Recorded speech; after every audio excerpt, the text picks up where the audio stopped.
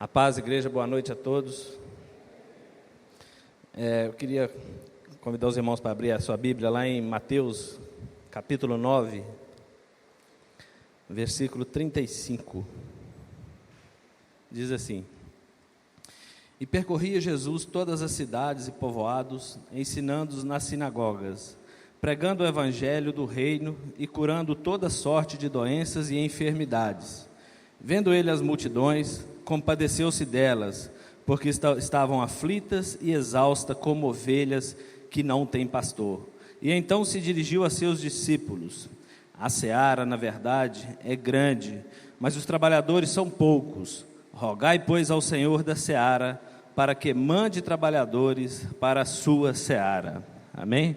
Feche seus olhos. Senhor Deus amado, Pai querido, em nome de Jesus, ó Pai amado, quero te pedir nessa noite, ó Deus, clamo a Ti, Senhor, que esta palavra, ó Deus, que lemos agora, Senhor Deus amado, possa mesmo, ó Deus, fluir, ó Deus, através da minha vida. Tudo aquilo que eu disser, tudo aquilo que eu falar aqui, ó Pai amado, que seja, ó Pai, vindo direto do Senhor, ó Pai amado, que seja o Senhor falando à Tua igreja, Deus Pai querido. Entrega através da minha vida, Senhor Deus amado, através de cada palavra que eu disser, ó Pai, tudo aquilo que o Senhor tem para o seu povo nessa noite, ó Deus amado, e que nós possamos sair daqui diferentes de como chegamos, tendo entendimento, ó Pai amado, de como devemos trabalhar na Tua seara. Eu te agradeço nessa noite, em nome de Jesus, amém.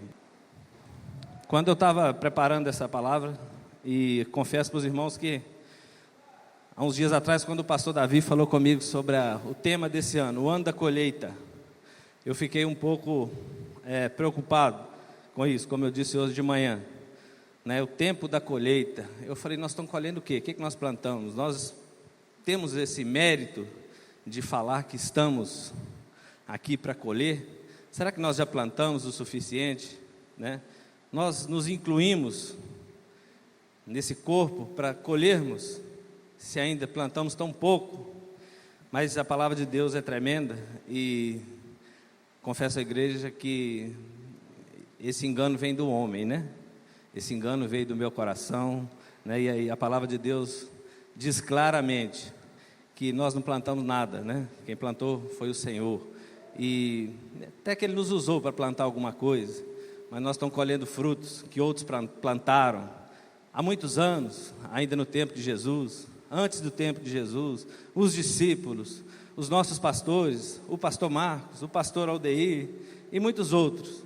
E a gente tem plantado umas coisinhas, mas talvez nem isso nós não estamos colhendo. Nós estamos colhendo sementes que foram plantadas por outros homens. E Deus falou isso muito claro no meu coração. Então assim eu fiquei mais tranquilo, né? Entendendo que realmente nós temos que viver um tempo de colheita. Esse ano, esse tema, o ano da colheita, é o ano que o Senhor realmente vai nos dar a oportunidade de irmos, em nome de Jesus, colher tudo aquilo que já foi plantado por outros homens, foi plantado lá no coração de cada pessoa por Jesus. Nós vamos ter o privilégio de estarmos colhendo, não só esse ano, como toda a nossa vida, e muitas coisas, muitos frutos que já colhemos também. Por isso essa igreja está cheia desse jeito, amém? Então, quando eu comecei a estudar sobre esse tema, que eu busquei confirmação no Senhor, e Jesus falou assim claramente, o Espírito Santo tocou no meu coração, e eu achei um texto lá em Juízes 6:11, onde o anjo do Senhor aparece para Gideão, e chama Gideão para que fosse libertar o povo de Deus da mão dos midianitas. O povo de Deus estava sendo mesmo assim perseguidos pelos midianitas. Eles estavam escondendo em cavernas, em buracos. Um povo de Deus que devia ter toda a autoridade, um povo que devia ser referência, corajoso, estava escondendo em buracos. Mas Deus não gosta que seu povo fique escondido, por isso Ele nos chama para a colheita. E vendo essa palavra lá de Gideão, lá em Juízes 6:11, não precisa de abrir, Juízes 6, no versículo 12, diz assim: E o anjo do Senhor lhe apareceu e lhe disse: O Senhor é contigo, varão valoroso. Quando o Senhor falou isso para Gideão, né? Quando o anjo do Senhor falou isso para Gideão, eu sei que o coração dele até tremeu. Então eu queria que você virasse para o lado e falasse com o seu irmão, né? Fala para o seu irmão aí: o Senhor é contigo, varão valoroso. E se for a mulher, uma varoa valorosa, né? Fala aí com ela, o Senhor é contigo, varão valoroso, varoa valorosa. O Senhor é contigo. Isso aí. Porque tem muita gente, tem muito o povo de Deus, tem muitos irmãos que estão ainda escondidos em buracos, estão com medo, estão acuados. E o Senhor está dizendo para você nessa noite, você que vai lá resgatar ela em nome de Jesus. E Deus falou isso no coração de Gideão. E se a gente for ver na palavra de Deus, né, como é que Gideão pediu a confirmação de Deus, de várias maneiras, e Deus confirmou todas elas no coração dele. Então ele topou, então eu vou lá. E ele vai e convoca um grande exército, ele chama lá todas as tribos, e juntou uma equipe muito boa, juntou até um número razoável de soldados, de homens para ir com ele para a guerra. Ele juntou em torno de 32 mil homens. Você acha que 32 mil homens dá um bom exército? O que você acha, João? Um exército razoável. Razoável. Mas eles não tinham a noção que eles estavam indo guerrear com um exército de 135 mil homens. Aí, provavelmente, né, poderia ter dado um freiozinho lá no coração de Gideão. Mas quem ia pelejar para ele é o exército celestial, é o Rei dos Reis, o Senhor dos Senhores, né? Então ele ficou mais tranquilo. E eu fiz umas contas, né? Mas depois eu vou falar para você um pouquinho. E Gideão chamou esse povo todo, mas Deus falou com ele: para que isso tudo? Eles vão falar que eu não participei dessa batalha. E falou assim: quer ver, eu vou fazer uma pergunta aqui. Quem tem medo aí? Levantou a mão, 22 mil homens levantaram as mãos. 22 mil homens ficaram com medo.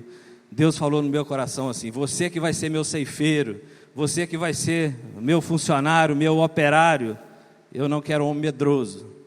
E parou um monte de ônibus lá, disse que levou 22 mil homens embora. Então ficaram lá, 10 mil homens ficaram lá para trás. É ônibus demais. A companhia lá de Pedra do Anta faturou, a aviação Pedra do Anta, né? Faturou alto lá naquele dia. Acho que eles nem tinham tanto ônibus assim, mas provavelmente ganharam muito dinheiro desde aquela época. E ficaram 10 mil homens ali, ainda com Gideão. Deus, e o anjo do Senhor fala com ele: ainda é muito, não precisa disso tudo. Manda esse povo beber água no rio, quer ver como é que esse povo bebe água? Aí alguns lamberam a água como um cachorro lambe a água, né? Vigilantes. Só 300 fizeram isso. 9 mil e tanto se bateram de joelho e tomaram água à vontade, se esbaldaram ali. Aí o Senhor falou: põe esses 9.700 no ônibus também e manda embora. Mais um frete levou essa galera embora e ficaram só 300 homens. Deus procura homens e mulheres que vigiam, né? Você vai em nome dele, mas você tem que vigiar, você tem que estar atento, você tem que estar vigilante naquilo que você está fazendo. Você não está indo em seu nome, você está indo em nome do Deus Todo-Poderoso, e Ele quer representantes que o represente de verdade, porque a obra é dele, nós só vamos como instrumento. E nós sabemos que Gideão vai com esses 300 homens e derrota aquele exércitozinho de 135 mil homens, bota eles para correr. Eu fiz as contas, vê se dá para encarar, né? Eu fiz umas continhas aqui, que deu 4.500 soldados para cada homem. Você acha que dava para encarar, Lauro? Um homem para 4.500? Nem o boi encara, né? Nem o boi encara. Bom, mas quando você vai em nome do Senhor dos Exércitos, aí fica tudo mais fácil. Ele vai falar com você: não precisa nem levar arma não, leva nada não. E eles levaram só lá o cântaro, né, as trombetas e uma tocha. E o Senhor fez o resto. E aquele povo fugiu, bateu em retirada. Eu fiquei pensando assim: como Deus é tremendo, né? Nós estamos aqui num grupo aqui hoje, provavelmente menos de 300 homens e mulheres nessa noite. É um grupo suficiente para fazer um grande estrago no inferno, sabia disso? E por isso, muitas vezes a gente dá assim, aleluia, e quando a gente diz aleluia, é uma rajada de luz nas trevas, sabia disso? Quando você fala aleluia, é uma rajada de luz lá nas trevas. Então, o Senhor nos chama nessa noite, para que a gente tenha esse entendimento. É tempo de colheita, hoje é tempo de colheita, esse ano é o nosso tema, tempo de colheita, e nós vamos, em nome de Jesus, fazer isso, amém? Lá em Lucas também, a gente estava no monte essa semana, a turma que foi conosco, estava lá em cima e Deus tocou no meu coração para que abrisse lá em Lucas 19:37, quando Jesus entrava em Jerusalém e Jesus começa a chorar. Jesus começa a chorar para aquele povo que estava perdido, né? E ele ali, descendo, e seus discípulos louvando a Deus, fazendo o maior barulho. E alguns homens ali falaram para ele: pede para esse povo calar, para que tanta bagunça? Vamos chegar na cidade mais tranquilo, mais em calma. Jesus falou para eles assim: se eles se calarem, até as pedras vão louvar. Então o Senhor está dizendo para nós, se nós não formos, Ele vai mandar outro, mas Ele conta conosco. Eu tenho certeza, se estamos aqui nessa noite, cada um de nós, se estamos aqui dentro dessa igreja hoje, porque esse propósito é para nós, e não precisa de pedra nenhuma, precisa de nós, de homens e mulheres corajosos, amém? Então tá, beleza. A palavra de Deus também, eu até anotei um trechinho desse texto aí, diz assim: digo-vos que se estes se calarem, as próprias pedras clamarão. Então está lá em Lucas, depois você confere. Então veio o entendimento ao meu coração sobre isso, e eu fiquei muito feliz, né, de fazer parte de um povo escolhido por Deus para ir fazer colheita. E a melhor época da vida de quem planta é a época de colher, não é isso? Quem planta, vigia o tempo inteiro, aí chega a época de colher. Esse é o tempo mais precioso para quem está semeando e plantando. Então eu tenho uma pergunta: quem está pronto para o trabalho? Eu pergunto para você nessa noite: quem aqui está pronto para a colheita? Dá para levantar as mãos? Deixa eu ver quem está pronto aí. Amém. Muitos talvez digam assim: eu ainda não estou pronto, eu preciso de mais um tempo, eu acho que eu estou com medo desse negócio aí. Misericórdia, medo nós já vimos lá atrás com Gideão. E você não está indo para uma guerra não, você está indo para uma colheita. Gideão estava indo para uma luta, você está indo para uma colheita. E muita gente pode pensar assim: eu preciso pensar no caso, sobre isso. É até justo, mas eu queria te convidar para abrir a Bíblia, lá em João 4,35, né? Que é o nosso texto ali.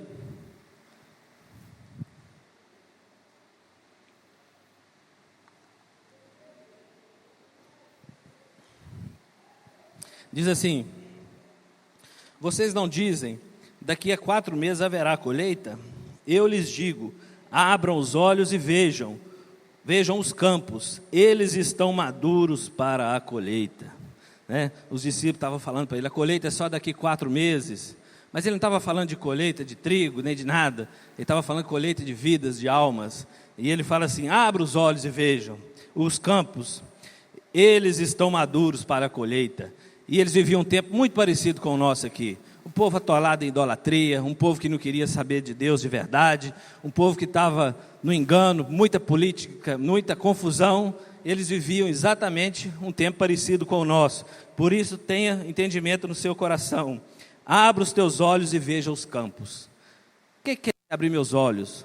Abra seus olhos lá no seu emprego, na rua, no seu trabalho, na sua escola, na universidade, onde você estiver. Onde você abrir seus olhos, você vai ver fruto. Você vai ver frutos que precisam ser colhidos. E Deus vai testificar no seu coração aqueles frutos que Ele quer que você fale naquele dia. No momento que você estiver lá, Ele vai te deixar claro no seu coração para quem Ele quer que você pregue. Porque a palavra diz: eles estão maduros para a colheita. E um fruto, quando está maduro, tem que colher rápido, é ou não é? Nós não podemos deixar para depois. E como diz, eles estavam lendo ali, né? Aquele que era, que é e que há de vir. Você está colhendo é para Ele, não é para nós não. Ele era, Ele é e Ele há de vir. É uma transição e nós fazemos parte desse tempo. Nessa geração, nós que estamos aqui para fazer essa colheita. Cada um de nós, cada um de vocês aí. Nós estamos aqui para fazer essa colheita nessa geração. E se a gente não fizer, os frutos vão se perder. Porque nós estamos negligenciando. E se você botou o pé aqui dentro dessa igreja, é porque o Senhor conta com você, conta comigo. Porque a palavra de Deus, ela vem ao nosso coração e não volta vazia. Então a semente que é plantada no nosso coração, ela não volta vazia. E Ele te trouxe aqui nessa noite, para que você faça parte dessa equipe. Amém? Amém. Tem um segundo ponto que eu botei, né? Você pode pensar assim: tudo bem, está na hora da colheita. Mas vale a pena participar dessa colheita?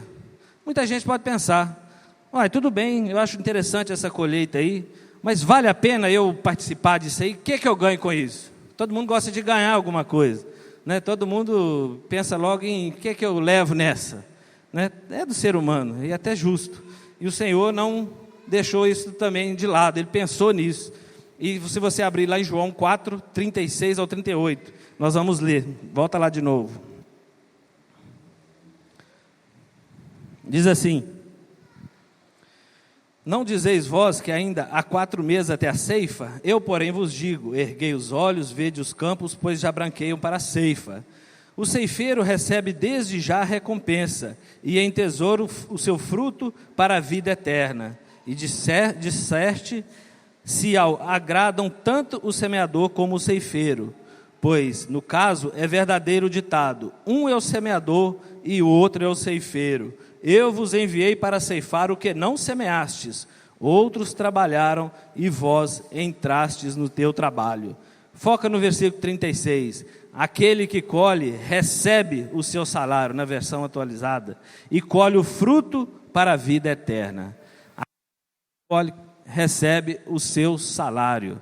Então, você recebe o seu salário, né? Você pensa, que salário é esse? Isso é o galardão, que está lá no céu te esperando. No dia que o Senhor abrir lá o livro e ver o seu nome lá, está lá, frutos, quantos frutos? Vai falar assim, eu colhi só um.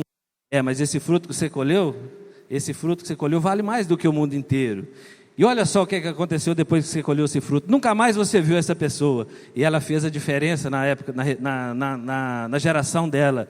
E milhares de pessoas se converteram por causa dela. Então você não tem que ficar preocupado se vai ganhar 1, se vai ganhar 2, se vai ganhar 1000. Você tem que ganhar pelo menos 1. E se a gente fizer isso, ganhando 1 por ano, essa igreja não vai caber de gente daqui a uns tempos. Não é porque nós queremos número de pessoas, é porque nós queremos frutos, nós queremos gerar mais frutos, e nós queremos plantar também durante, né, esse nosso tempo aqui na terra. Então saiba que você já vai ter o seu salário, e ainda diz, e colhe o fruto para a vida eterna. Esse seu fruto que você vai gerar, vai ser para a vida eterna, né? Vai ser um fruto que vai poder ser guardado para a vida eterna. Então, nós somos frutos de alguém. Alguém um dia pagou o preço, plantou e nos colheu para a vida eterna. E nós devemos muito a essas pessoas. Talvez você nem se lembre quem foi essa pessoa que foi lá e te colheu.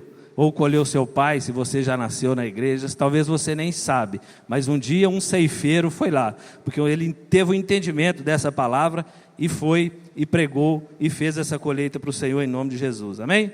Então saiba que este é o melhor trabalho que você pode fazer nessa terra. Eu já pensei nisso. Esse é o melhor trabalho que eu posso fazer nessa terra. Não tem fio mais que pague uma alma que a gente pode ganhar para Jesus, né? Porque ela vale mais do que tudo que Bill Gates, você pode juntar essa galera, tem aí, que diante dessa alma não vale mais nada. É o produto mais rentável, e cada alma colhida, eu fiquei pensando, ela vai para o celeiro do Senhor, né? E ela vale muito, muito. E Ele quer que você conte isso para o maior número de pessoas, que você, a partir do momento que tem esse entendimento, que você compartilha, amém? E outra coisa que eu queria falar com a igreja, que muito interessante, que está lá no versículo 36, 35 e 36 de Mateus, Mateus 9, 35 e 36, volta lá. Dorme não. Diz assim, Mateus 9, nós vamos ler do 36 ao 38. Vendo ele as multidões, compadeceu-se dela, porque estavam aflitas e exaustas, como ovelhas que não têm pastor. Para aí. Você tem percebido alguém pela rua aí, como ovelha que não tem pastor? De verdade, a gente não vê isso na rua toda hora. Você não tromba com pessoas toda hora, pessoas aflitas e exaustas, como ovelhas que não têm pastor. É com esse povo que Jesus deparou. E a Bíblia fala que ele teve compaixão delas, e está aí. E então ele fala assim, compadeceu-se dela porque estavam aflitas. Ele teve compaixão dessas pessoas. Nós precisamos ter isso no nosso coração, meus irmãos. Compaixão das pessoas. Nós não podemos passar em cima das pessoas sem doer lá no nosso coração. Porque se o Espírito Santo de Deus habita aqui dentro, quando você passa, ele acende, ele te incomoda, ele te dá um friozinho lá dentro. Ou te faz recuar, ou te faz orar. Tem que vigiar. Na hora ele vai te revelar o que é para fazer. Mas ele tem que trazer isso ao seu coração. Se não está trazendo, a carne está tentando roubar o espaço que Espírito Santo de Deus pode preencher. É hora de orar, é hora de orar, é hora de jejuar, é hora de buscar o Senhor de verdade para que o Espírito Santo possa trabalhar nas nossas vidas. E no 37, diz assim: e então se dirigiu a seus discípulos, e ele falou: a seara na verdade é grande, mas os trabalhadores são poucos. Então, antes de ser líder, nós precisamos entender que nós precisamos ser pais, paizão. As mães aí, as discipuladoras, têm que ser mãezona dos seus discípulos, né? E eu fiquei pensando aqui nesse texto, no versículo 35, diz assim: Jesus ia passando por todas as cidades e povoados, ensinando nas sinagogas. Jesus ensinava, diz assim, pregando as boas novas. Jesus pregava e curando todas as enfermidades. Então, quando Jesus ensinava, ele ia para as sinagogas. Aqui na igreja nós temos um monte de cursos, CNC, CMC, vem para cá, aqui tem ensino. Quando Jesus queria fazer milagre, ele ia para as ruas também, fazia muito milagre nas ruas. Nós temos feito isso na rua? Acho que muito pouco, mas temos feito. Tivemos lá um trabalho em Piranga, e esse ano, em nome de Jesus, nós vamos ter que sair pelas ruas aí. As pessoas precisam de saber que nós estamos aqui, em nome de Jesus. E Jesus também, quando queria curar os corações, ia para a casa das pessoas. Aí eu vejo uma célula. Jesus tem curado muitas pessoas na célula. Tem ou não tem, Arlindo? Em nome de Jesus. É verdade. Jesus tem curado muitas pessoas nas células, curado os corações, tem tratado o coração de pessoas que estavam assim, que tinham desistido. Pessoas que achavam que não tinha mais jeito, que não servia para mais nada. Mas hoje ela vê que ela é uma preciosidade na mão do Senhor. Hoje ela vê que ela é um operário, ela é um cooperador no reino do Senhor. E eu fiquei pensando e me lembrei de Zaqueu. Todo mundo conhece essa história de Zaqueu. Um baixinho que quando Jesus estava chegando em Jericó, muita gente, mas muita gente queria ver Jesus, queria tocar em Jesus. E ele, como não teve espaço para chegar, ele subiu na árvore e ficou lá de cima. E Jesus olhou para ele e já falou de cara: hoje vou ficar na sua casa, viu, Zaqueu? E Zaqueu era um cara pecador. Zaqueu provavelmente era um cara envolvido em, sei lá, em corrupção. Ele não era muito bem visto aos olhos ali dos discípulos, dos fariseus, né, daquele povo ali. E eu tenho certeza que o povo nessa hora pensou: Jesus não está batendo bem da cabeça, ficar na casa de Zaqueu, né? Que isso, Jesus, né? Tem um radialista que fala os negócios, não sei o que lá, Jesus aí na cidade, né? Mas ele falou assim: que isso, Jesus? E se fosse algumas igrejas de hoje, Jesus talvez ia ser até repreendido, né? Tem muitos modelos de igreja. Em nome de Jesus, nós não podemos nunca caminhar nessa direção de começar a dizer para Jesus quem Ele vai tratar, quem Ele vai curar, quem Ele vai restaurar, quem Ele vai salvar. E muitas vezes nós queremos dar essa direção para Jesus.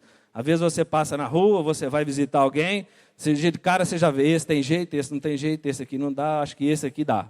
Bom, aí você já está fazendo o seu trabalho igual Gideão. Jesus vai falar: não é assim, né? E ele chama Zaqueu e vai para a casa de Zaqueu. Interessante que quando ele está lá sentado com Zaqueu, provavelmente Zaqueu começa a chorar e fala: Senhor, vou dar metade dos meus bens para os pobres, né? Jesus ali já se alegrou. E Jesus não enxerga por fora não, irmão, ele enxerga o coração, né? Quando ele viu Zaqueu, já enxergou lá o coração de Zaqueu. Ele falou: esse homem já se arrependeu de tudo que tem feito para trás, e hoje vai ter salvação na casa dele. É isso que ele pensou, é isso que Jesus pensa. E a palavra diz que Zaqueu falou que ia dar metade do que ele tinha para os pobres. Você lembra da parábola do jovem rico, não lembra? É isso que o jovem rico deveria ter feito, né? Mas não fez. Muito bem. E ele fala assim: Senhor, e se eu fraudei as pessoas também, eu quero devolver 4 vezes mais. Fico imaginando Jesus olhando para aquele povo que deve ter falado com ele: não vai lá nada, para que isso?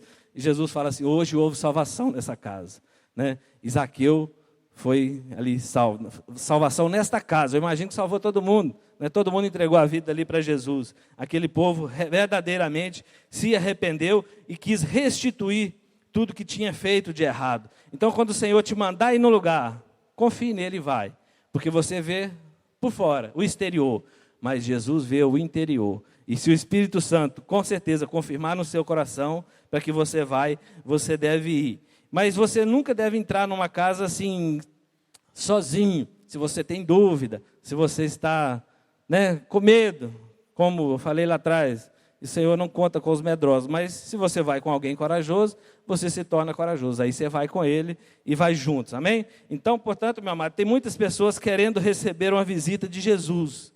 E eu te pergunto, nós estamos indo visitar alguém? Você visitou alguém já em 2016? Parentes? E 2015? Será que você visitou alguém em nome de Jesus? É uma pergunta que a gente tem que pensar, Quantas pessoas eu visitei em nome de Jesus? Pessoas que queriam receber uma visita de Jesus.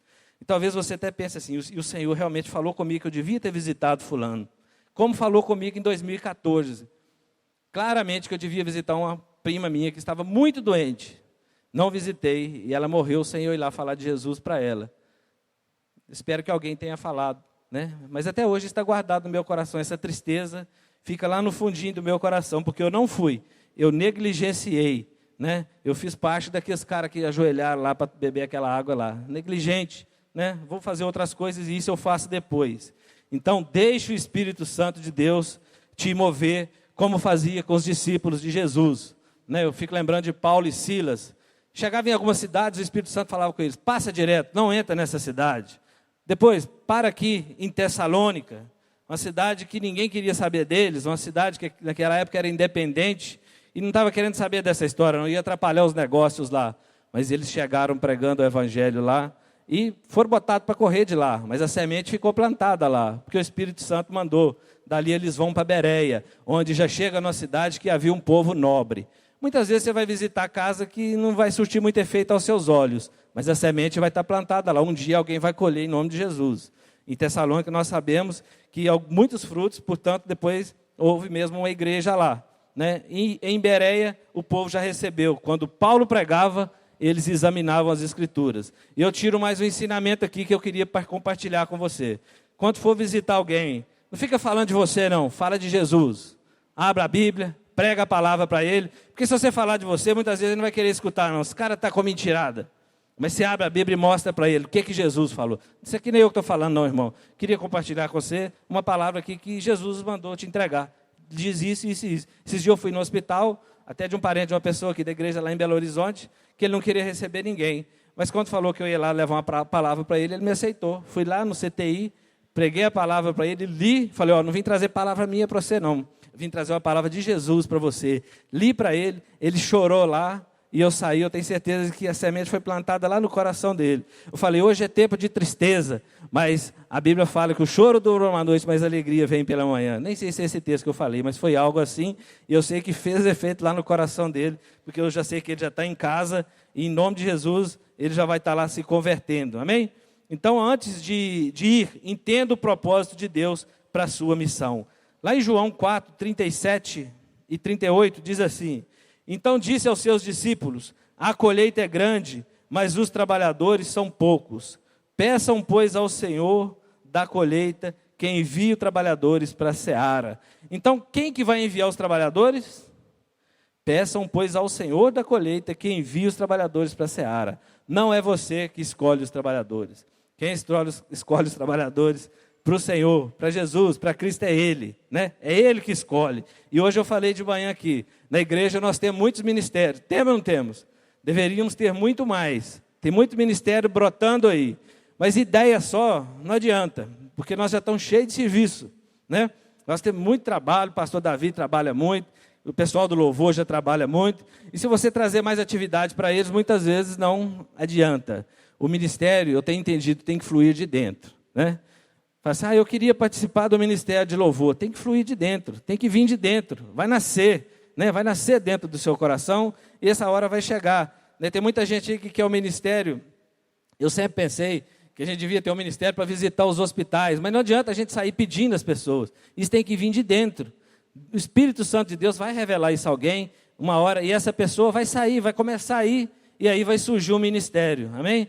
E com o Senhor é assim, não adianta a gente querer nominar, porque a obra é dele e é ele que coloca as pessoas no lugar certo. Tem muita gente que quer pregar, mas tem muitos pastores que pregam muito. Se você tira o microfone da mão dele, acabou, Ele acabou o seu ministério. Mesma coisa no louvor, talvez tem gente que toca muito no louvor, que faz bonito, tira o instrumento dele, acabou o menino, né? Ele não produz mais. E isso tem que tomar muito cuidado, porque Jesus não é isso que ele ensinou. Como nós vimos lá atrás, Jesus ia para a sinagoga pregar, ensinar, ia para a rua curar. Jesus fazia um todo, né? E Ele quer que também nós sejamos um todo, que nós possamos exercer a nossa função em cada lugar que estivermos, e não só dentro da igreja. Que se for só aqui dentro da igreja, só aos domingos, nós estamos meio fora do projeto do Senhor. É bênção, mas nós podemos fazer muito mais. Então nós não estamos aqui porque o Senhor, quer dizer, nós estamos aqui porque o Senhor nos escolheu,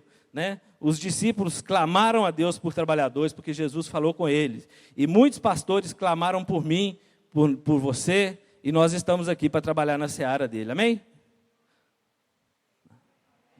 Então tá bom. Lá em João 15, 16 diz assim: não me escolheste vós a mim, mas eu vos escolhi a vós. Então pode colocar no seu coração aí, lá no fundinho, foi o Senhor que te escolheu. Não foi nem a pessoa que te chamou, foi um instrumento dele, mas quem te escolheu foi o Senhor. Então, nós não vamos escolher ceifeiros. Eu estava lembrando o seguinte, nós trabalhamos com discipulador e discipulado, mas líderes, a igreja tem muitos líderes, mas como eu falei lá atrás, nós temos que ser pais e mães dos nossos discípulos, né, pastor César? A gente tem que ser pai e mãe dos nossos discípulos. E eu fiquei pensando, quando os meninos aprendem a andar de bicicleta, todo mundo aqui sabe andar de bicicleta? Quase todo mundo, né? Na época que eu aprendi de bicicleta, a bicicleta ainda não tinha rodinha nas laterais, assim, pelo menos lá na roça, quando nós ganhamos, não tinha. E a gente era ensinado com o pai pegando no cilindro e nos conduzindo. E a gente ia pilotando ali e o pai segurando no cilindro, né? Fica pensando aí, você está cuidando do seu discípulo, você está guiando ele direitinho, né? Ele tomba para lá, você, né, ajeita a passada dele e ele vai até firmar. Chega um ponto que ele vai andar sozinho. E eu fiquei pensando o seguinte, né, nós como pais, a gente segura o cilindro e vai deixando o menino e não solta. Mas chega um momento que você solta. E ele pergunta, pai, está segurando aí? Está segurando? Estou segurando, o menino já está longe. Você fala, estou segurando, pode ir, estou segurando. E ele está indo sozinho. Você só não pode deixar ele olhar para trás, senão ele vai cair. Se cair, você vai lá, faz um curativinho nele. Mas tem uma coisa muito séria dentro da igreja, que é o líder, que não quer largar o cilindro, né? Ele não quer que o filho vá muito longe, ele quer segurar o filho aqui. É ele que controla. Ele que controla a passada do discípulo dele. O discípulo dele não pode ir além, não. Não, você não pode, não. E muitas vezes a gente nem sabe, né? Tem discípulo aí que já está pedalando muito tempo, como tem um irmão aqui na igreja, que logo que ele chegou aqui na igreja, ele senta muito ali no fundo, ali, ó, né? Logo que ele chegou aqui na igreja, e um dia falou assim com o pastor Marcos, já tem uma célula lá em casa. Ele falou, já tem célula na sua casa? Irmão? Já. Ele já estava pedalando sozinho há muito tempo, já tinha célula lá, e ele nem estava sabendo como é que funciona direito, não, mas já tinha uma célula lá. E isso é bênção, é o cara que já está pedalando, né? Ele não, se tem alguém para segurar o cilindro dele, bênção, se não tem, ele pedala a si mesmo, e ele cai e volta, e bota um curativinho nele, e ele vai de novo. E esse irmão é uma bênção, eu não vou falar o nome dele aqui não, para não gerar ciúmes, né? Mas ele é muito bênção, quando ele vai para os encontros com a gente, né, ele faz o trabalho dele assim, que você nem percebe que ele está no encontro, trabalhando. Você fala, rapaz, eu acho que ele está à toa aqui no encontro. Que ele está sempre sorrindo, faz um trabalho muito duro, está sempre sorrindo, sempre alegre, e termina muito rápido o que ele faz. Porque veio de dentro, é o ministério que veio de dentro. São pessoas indispensáveis dentro do encontro com Deus que a gente faz. Né? A gente sempre procura levá-los, porque são pessoas que contribuem muito para o reino de Deus. Amém? Então, assim, né, tem muitas pessoas que realmente encaram de verdade o chamado que Deus tem para ele. Então, muitos já estão pedalando sozinho. Ou, aí eu botei, tem muita gente que acha que o ministério é só pregar, eu já falei isso aqui. Lá em Isaías 49, 16, diz assim, eis que nas palmas das minhas mãos eu te gravei. Né? O Senhor olha para você, Adilson, e fala assim, seu nome está aqui, Adilson, ó, na palma da minha mão. Né? E muitas vezes, muitos irmãos na igreja ficam enciumados. Né? Fulano está no louvor e eu não faço parte. Fulano faz aquilo e eu não faço parte. Mas isso não é importante, meu irmão. O importante é que seu nome está lá escrito na mão do Senhor. Né? E Ele vai te chamar para a hora certa, para o ministério certo. Não tente atropelar as coisas. O Senhor já te chamou, já te escolheu. Seu nome está lá. Então, não precisa esquentar a cabeça, fica tranquilo. Então, quando nós entendemos que somos ceifeiros, nós não ficamos nem com crise, nem com ciúme, amém? Porque pensa bem, se você é um ceifeiro, um trabalhador, domingos trabalhava com a turma cortando eucalipto, tinha que trabalhar duro, não tinha? Não tinha. Chegava à noite, se você desse mais serviço para eles, eles queriam? Claro que não. Se você é um ceifeiro, um trabalhador do Senhor, animado, você nem vai querer outro ministério, eu tenho certeza. Você vai falar, pastor, já estou cansado, esse aí já fiz 2 visitas hoje que valeu por uma semana, né? Isso é um ministério abençoado também. Mas a pessoa talvez ache que o ministério é só aqui. E aqui é só no domingo. Durante a semana nós temos muito para fazer, pequenas visitas no seu trabalho. Então, não se prenda, né, a coisas aqui onde nós vemos, né? Levante a sua cabeça e veja os campos, abra os seus olhos, né? Você serve aquele, como eu disse, que estava lá no início, que está hoje, que vai estar eternamente. Ele te conhece pelo seu nome, e você deve ir por aí, voando com as asas do Espírito. Você deve voar mesmo, o Senhor nos chama para que a gente vá voando, socorrer as pessoas, né? Ele não quer que você vá devagar, não. O chamado do Senhor, está lá em Isaías 40:31 diz assim: mas aqueles que esperam no Senhor renovam suas forças, fica forte, voam alto como águias, correm e não ficam exaustos, andam e não se cansam. Você voa, você tem que voar. Para que serve um avião? Qual o propósito de um avião? Não é voar? E aqui está falando que você como asas, né, como águia, com asas você tem que voar. Voar em nome de Jesus, né? Voar em seu nome muitas vezes não adianta nada. E quem já viu um vídeo que passou aqui de um discípulo lá de Santarém, acho que é Josué o nome dele. Ele é de Santarém, trabalha em célula como nós. É um senhor, ele trabalha nesse povo que trabalha com a dengue aí, como é que chama? Esse povo da prefeitura. Ele trabalha com a função dele lá é essa. Então ele anda o dia inteiro, cara. Né? Cada casa, cada bairro tem lá, determina e ele anda. Aí mostrou a história dele o dia que ele teve aqui o pastor teve pregando aqui e trouxe a história dele, né? Ele chama Josué. Esse rapaz não tem lógica no tanto que esse cara trabalha. O dia que eu assisti lá em casa, eu te confesso que eu fiquei constrangido de ver aquilo. Constrangido assim, eu fiquei, que isso, eu não faço nada. Né? Ele sai cedinho, leva a mulher para trabalhar de bicicleta. Não tem carro não. Não sei quantos quilômetros, acho que uns 6 quilômetros. Volta, troca de roupa e vai para o trabalho. Chega à noite, busca a mulher de novo, final da tarde. Volta para casa. Ele tem 11 discípulos. Ele cuida de 11 pessoas, 11 discípulos. Aí ele começa a visitar os discípulos de bicicleta durante a noite. Vai em algumas casas. Sabe quantas células tem debaixo da cobertura dele? 77 células. Muito mais do que a nossa igreja toda. Né? 77 vezes 10, 770 pessoas debaixo do cuidado desse homem que anda só de bicicleta.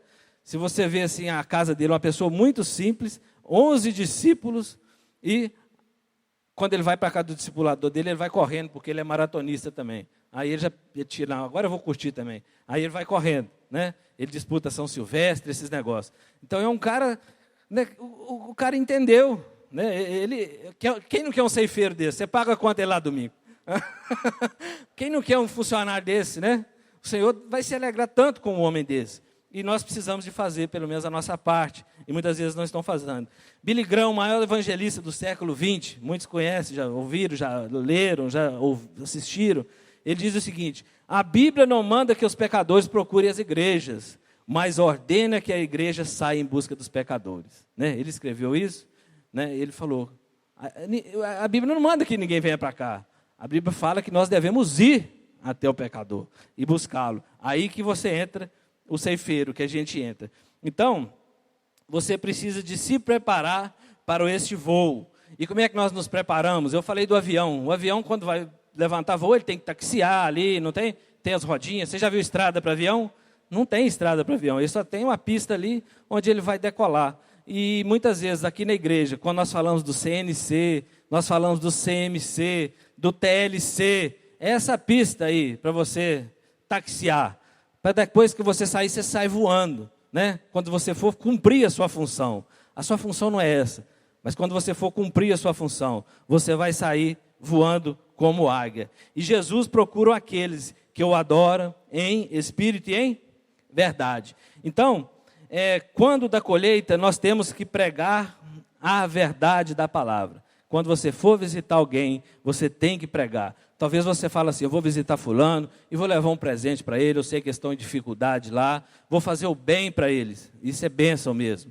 Mas se você ficar só fazendo o bem e não falar da verdade também, né, esse bem é limitado, esse fruto é limitado e pode estragar. Mas se você leva para ele a verdade da palavra de Deus, esse fruto vai ser um fruto para a vida eterna, é um fruto que nunca vai perecer. Amém? Então não adianta fazer simplesmente o bem sem a verdade da palavra de Deus. E as pessoas só vão conhecer o bem se conhecerem a verdade. Né? Você pode pregar, você pode fazer o bem para uma pessoa, mas se ela não conhece Jesus, ela nunca vai experimentar da verdade. Ela sempre vai ter o coração dela preso a este mundo de engano, a este mundo que escraviza. Então, por isso não adianta ser apenas bom, mas nós temos que ser verdadeiros. O Senhor precisa de um funcionário verdadeiro. Hoje eu falei de manhã, quem já trabalhou na roça, e mesmo quem não trabalhou, conhece. Quando você vê a plantação, você não já viu que a plantação sempre tem uns caminhozinhos no meio dela assim, tudo certinho? Né? Na roça a gente chama aquilo de beco, né? Beco, são os becos, né? Quando é com máquina, a máquina passa. Mas nós estamos falando de ceifeiro que vai sem máquina. Os ceifeiros de Jesus vão sem máquina. Então você vai à moda antiga, igual fazia lá em Pedra do Anta. Aí cada um na roça fala assim, eu vou tirar esse beco, eu vou tirar esse beco. As pessoas vão capinar cada fileira daquela, cortando os matos. Alguns são muito ágeis e eles capinam muito rápido. E lá quem fica para trás, as pessoas começam a zombar dele. Aí ele quer acompanhar o outro. Muitos nem voltam no segundo dia, porque não aguenta, né? Mas assim, todos querem acompanhar aquele que vai mais rápido. A maioria das vezes o dono do terreno está lá, ele é o que vai mais rápido, porque ele quer que a turma manda ver. Mas assim, eu fico pensando no reino de Deus, como eu falei desse homem lá de Santarém. Já pensou se você estivesse no mesmo beco do que ele? Nós estávamos perdidos, não é? Né? Ele capinando um beco, você capinando outro, a gente ia passar vergonha do lado dele.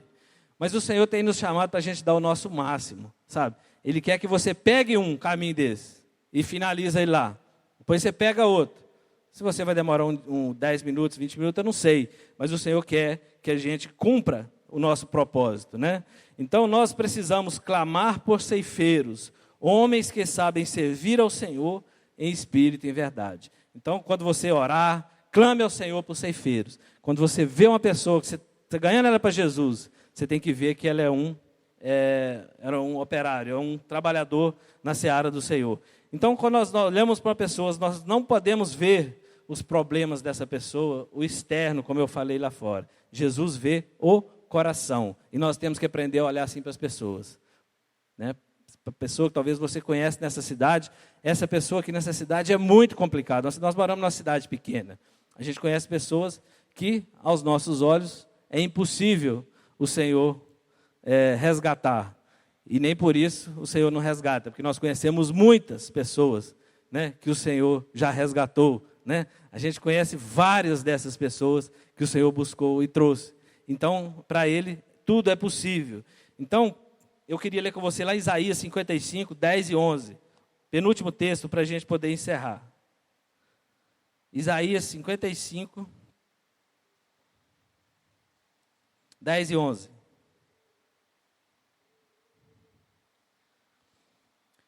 Porque assim como descem a chuva e a neve dos céus, e para lá não tornam, sem que primeiro reguem a terra, e a fecundem, e a façam brotar, para dar semente ao seu semeador, e pão para o que comem, assim será a palavra que sair da minha boca. Não voltará para mim vazia, mas fará o que me apraz, e prosperará naquilo para que a designei. Quando você entregar a palavra do Senhor, ela vai cumprir o propósito dela. Sempre que você for levar uma palavra para alguém, que o Senhor te revele uma palavra que vai surtir efeito no coração dele. Como a chuva, ela vai cair e a semente vai germinar. A Luciene fez um texto muito bonito, esse que nós passamos aqui esses dias, né? Ela falou que muita semente nós perdemos para a terra, mas o poder de germinar estava nelas, né? Achei aquilo tremendo. Muita semente nós perdemos para a terra. Nós fomos lá, semeamos e nunca mais vimos. Mas o poder de germinar estava nelas, que é o Espírito Santo de Deus, que é a palavra germinando lá no coração da pessoa. E o último texto que eu vou ler, não precisa de abrir, está lá em Mateus 21, 28 e 32, diz assim: Mas que vos parece? Um homem tinha 2 filhos, e dirigindo-se ao primeiro disse: Filho, vai trabalhar hoje na minha vinha. Ele, porém, respondendo, disse: Não quero. Mas depois, arrependendo-se, foi. E dirigindo-se ao segundo, falou-lhe de igual modo.